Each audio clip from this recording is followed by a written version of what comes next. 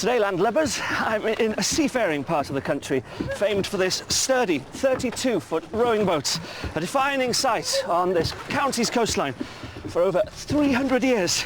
Come on, girls, put your backs into it, will you? God, blimey.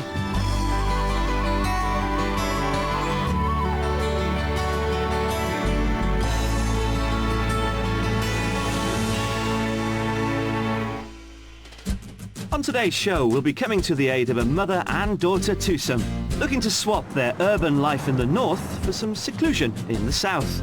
And coming up, we've got a rather colourful selection of properties. Oh, it's beautiful purple. One of my favourite colours. Though some aren't quite bright enough. Seems very dark. But will the lights go out altogether? Go spotlights. It's all right. Hate spotlights.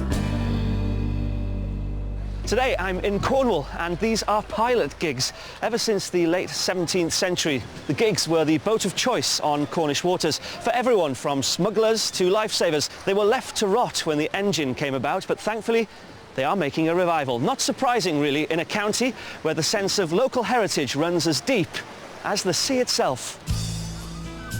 Down in the extreme southwest corner of England, edging up to Devon, Cornwall boasts the longest coastline of any other county in the UK, which stretches over 300 miles. The north coast faces the Atlantic Ocean and brings with it a wild and exposed shore, making ideal conditions for surfing. In fact, no matter where you are in the county, you're never more than 16 miles from some of the most pristine beaches in the country. Further inland, Cornwall has many beautiful landscapes, including lush green countryside, dotted with landmarks and monuments of times gone by. Historically, both fishing and mining have been principal occupations of the Cornish people. But today, Cornwall relies heavily on tourism, attracting more than 4 million visitors every year. With a breathtaking coastline, stunning scenery and a milder climate than the rest of the mainland, it's little wonder that Cornwall really feels a world away. The price of an average detached property here in Cornwall is £271,000. That's 5% above national average. But that simple figure belies a much more intricate story. 8% of all residential homes are second ones. And controversially, prices have inflated so much that the coastline now boasts 5 of the most expensive seaside towns in the country. Head inland a few miles and prices can drop. So if you're willing to forego the sea views and the seagull squawks, you get a lot more for your money.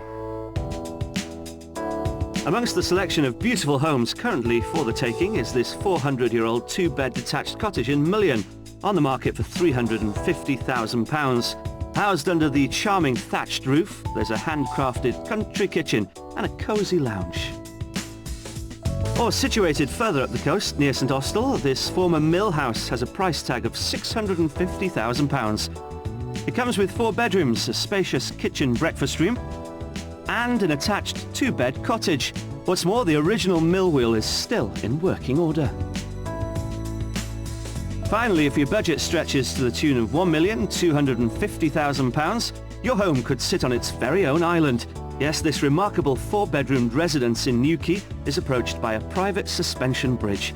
There are 2 reception rooms and 2 sun terraces, and its unique elevated position is the perfect place to enjoy magnificent 360-degree views. Whether it's the clotted cream or the wonderful properties, there's so much here in Cornwall to make the mouth water. Let's meet today's buyers who are hoping to have their appetites whetted. Retired teacher Carol lives with her daughter Elizabeth, a music promoter, in this 3-bed property in Chesterfield. Carol inherited the house from her father last year, but this mother-daughter duo have grown tired of their urban life in Derbyshire's largest town, and they've both set their sights on some sun, sea, sand and surf. Oh, I'd love to go to the countryside because it's away from the main roads. I don't like having all the traffic. It's a good time to move because I'm coming up to that age where I can get me free bus pass, and also I'd like to get a better climate, and I'd like to move near the seaside. And for me, I'm currently commuting an hour and a half to Leeds every day, and with my job I'm really looking to progress more and look for some new inspiration really. And a more inspiring environment is right at the top of their wish list. The sort of location that we're looking for, it'd be somewhere that's really rural, It would be nice if it was coastal as well, the best of both worlds. And for me, it's the tranquility of the countryside, just everything so much more laid back. So what is it about the Cornish coast and countryside that has tempted this pair of northern lasses down south? We just love it there. We've spent a lot of holidays there and we enjoy, as I say, the seaside and the sand. The atmosphere, people, the activities, everything. It's Surfing. great. Yeah.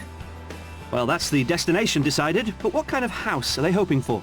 An ideal property in the country would be a stone-built little cottage with coastal views and some outside space so that I can look down across a paddock and see the sea. I'd be happy if we had a bedroom each. I'd quite like somewhere to have a music studio.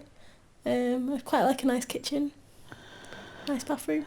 The most important element of the next house is going to be the outside space. I could live in a hovel, but I think I would like somewhere nice for me animals. With a dog and 2 cats at home, Carol also has 5 sheep and a pony, which she keeps in a rented paddock, a 2.5-hour drive away in Yorkshire. When they move, she hopes to add to her farmyard friends, but wants to bring them right to her back door. I would like to have some chickens, because I'd like to have the eggs. And I really would quite like to have a cow and have the milk. But I think that might be a little bit too much. So I thought perhaps we could have goats instead. I've got all sorts of ideas. This is a garden that I've got at present, and you can see there's not really enough room here to keep any animals at all. So I'm hoping that in Cornwall I can get something between 2 to 8 acres, so I'll have room for everything. Aside from all the animals, how else will they be spending their time? Taking the dog for a walk. I'd like to go down on the beach, go for country walks. I'd like to keep up with my dancing because I enjoy doing the belly dancing, and I also have been learning to play the drums for belly dancing.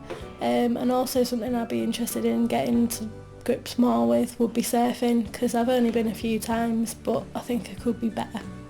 Well, before we catch a wave, we need to find out what their house is worth.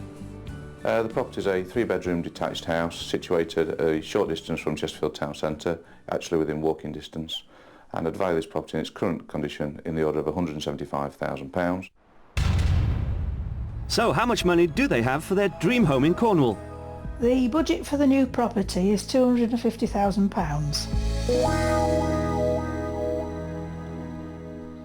Carol and Elizabeth's vision of a humble rural retreat with a garden is just about achievable here for their budget. But add to that the acres of land that they want, and it's going to be almost impossible to find it here because we're in a county where an average detached property costs £21,000 above their maximum budget. I see some tough decisions being made this week as we find out exactly what the priority is.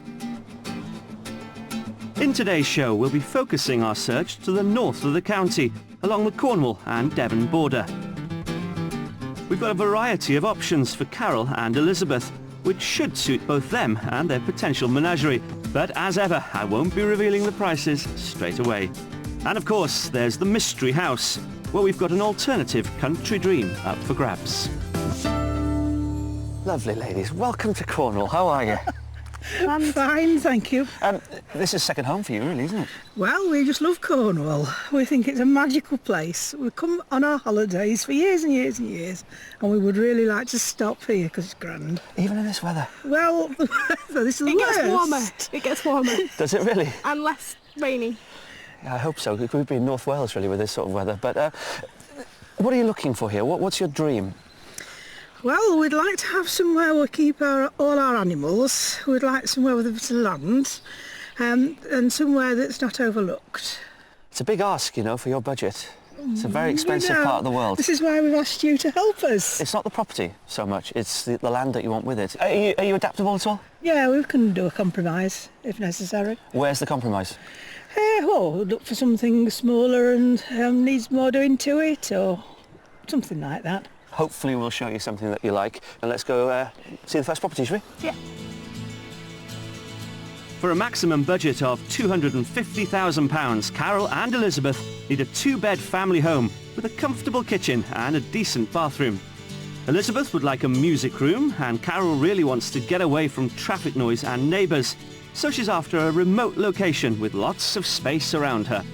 Like most of us, they'd love to have sea views, but realistically, that won't be achievable on their budget. However, the thing that can't be compromised on is the land for their animals, between 2 and 8 acres. I think we've really got our work cut out. For our first property, we're starting inland, 7 miles south of Launceston, in the village of Codes Green. With gently rolling hills and sheep grazing, Codes Green is set in beautiful, unspoilt countryside. Just perfect for Carol, who's desperate for some peace and quiet. But there are a few shops and amenities just 3 miles away in Lewannick. So if it's an idyllic country lane you're after, will this do you?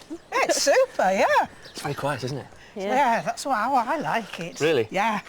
The more remote, the better? Indeed. Yes. Well, this one is pretty remote. You've got sheep in the field there.